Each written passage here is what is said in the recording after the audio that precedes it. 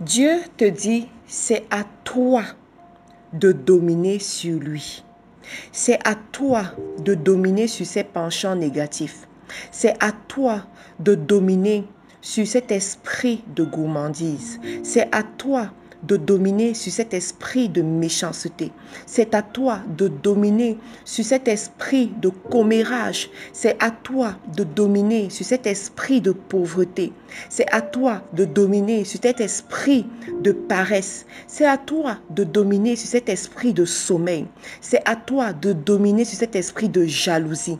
C'est à toi de dominer sur cet esprit de moindre effort. C'est à toi de dominer sur cet esprit de juste à côté, mais j'échoue. Presque réussi, mais j'échoue. C'est à toi de dominer sur cet esprit de manque d'excellence. Aujourd'hui, j'aimerais te faire part d'une histoire extraordinaire qui a attiré mon attention dans la Bible. C'est l'histoire de Caïn. Caïn qui a tué son frère Abel. Mais Dieu lui avait dit quelque chose qui a attiré mon attention. L'Éternel attire son attention et lui dit, « Pourquoi es-tu irrité? Et pourquoi abordes-tu un air sombre? Certainement, si tu agis bien, tu te relèveras. Si en revanche tu agis mal, le péché est couché à la porte et ses désirs se portent vers toi. Mais c'est à toi de dominer sur lui. » Et voilà ce qui a transformé mon entendement. C'est à toi, mais c'est à toi de dominer sur lui. Ça veut dire quoi? Des fois dans la vie, tu as le péché devant ta porte. Des fois dans la vie, tu as la provocation devant ta porte. Des fois dans la vie, tu as l'incitation de faire du mal devant ta porte.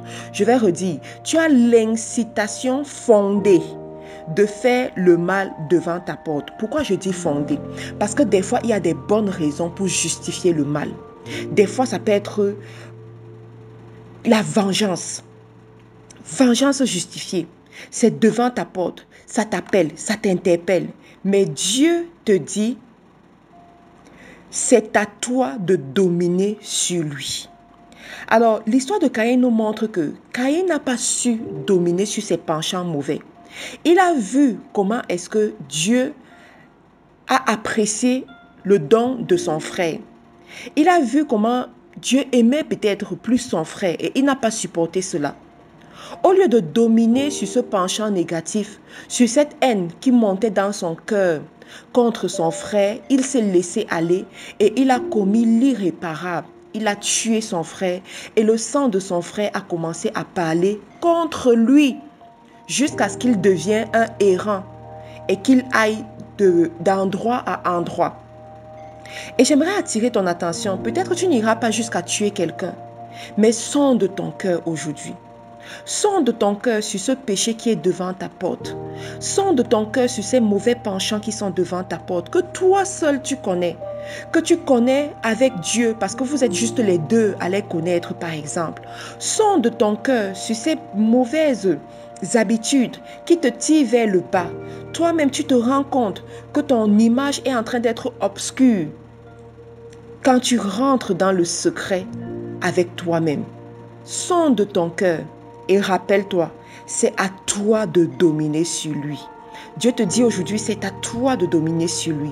Un jour, j'ai vu un film où il y avait la caricature d'une scène qui m'a vraiment interpellée. C'était un homme qui était méchant. Il avait commencé sa méchanceté et personne ne le remarquait. Et à chaque fois, il allait devant un miroir qui lui donnait le reflet de son âme. Au début, quand il se plaçait devant le miroir, il était beau, il était souriant, il était OK. Mais à force qu'il évoluait dans le mal, il se rendait compte que ses cheveux devenaient laids. Au fur et à mesure qu'il évoluait dans le mal, il devenait vraiment vicieux. Il se rendait compte que son visage commençait à faner et à craquer. Plus en plus, il devenait invincif dans le mal. Il continuait à détruire les autres personnes.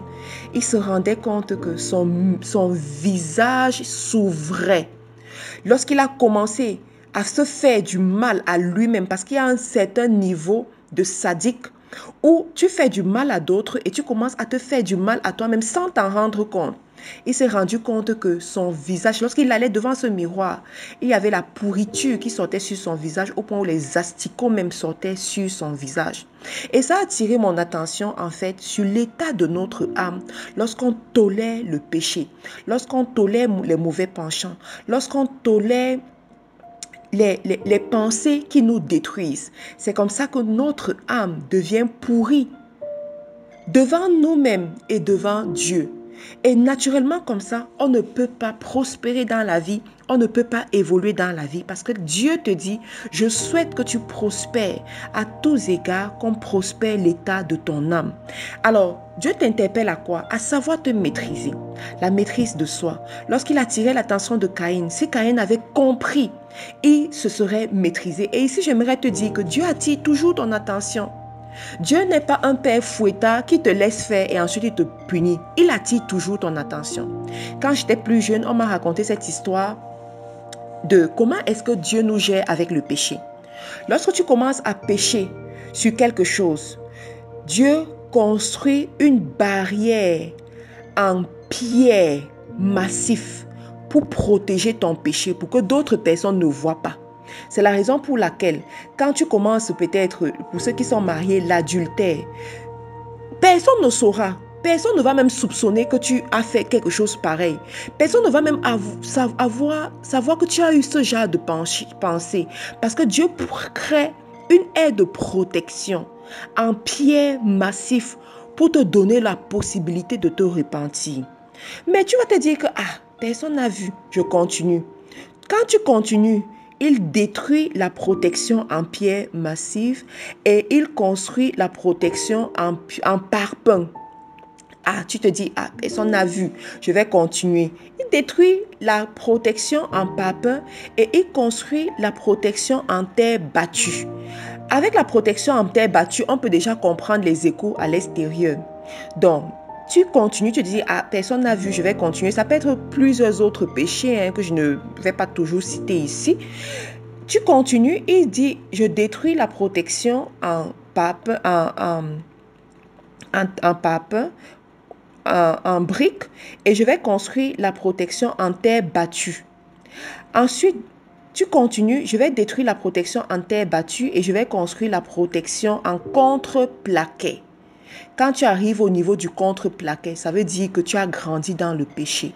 Ça veut dire que tu n'écoutes même plus la voix de Dieu. Ça veut dire que tu ne sondes plus ton âme. Ça veut dire que tu ne te soucies plus de ce que Dieu pense. Ça veut dire que tu n'écoutes même plus les leaders que Dieu a placés devant toi. Et quand tu arrives à ce niveau, comme Dieu veut quand même te sauver, après ce niveau, il va détruire toute protection et il va t'exposer. Et si au niveau de l'exposition, tu ne peux pas rentrer en toi-même et te repentir, ça veut dire que c'est la destruction qui va se placer devant toi. C'est la raison pour laquelle à chaque fois que je vois un leader qui a été exposé à raison, je vois une personne qui a été exposée à raison, ça veut dire qu'effectivement la personne est tombée. Je comprends tout simplement que Dieu a attiré son attention plusieurs fois, mais la personne ne s'est pas remise en cause. Aujourd'hui, tu as l'opportunité de tomber sur ce boost matinal. Tu as l'opportunité d'écouter ce genre de choses. Il y en a qui n'écoutent même pas. Ça, c'est une interpellation divine.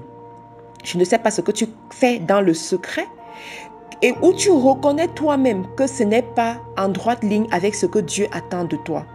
Sache aujourd'hui que ceci est une interpellation divine à revenir sur le droit chemin. La Bible dit, à quoi ça te sert de gagner le monde et de perdre ton âme? Ça ne te sert à rien, ma soeur. Ça ne te sert à rien, mon frère. Alors reviens sur le droit chemin. Sache que Dieu est le pourvoyeur de ta vie, le pourvoyeur de ton âme. Toute bénédiction qui vient de Dieu ne se perd jamais, ne s'éteint jamais. C'est la bénédiction de l'Éternel qui enrichit et elle ne se fait suivre d'aucun chagrin.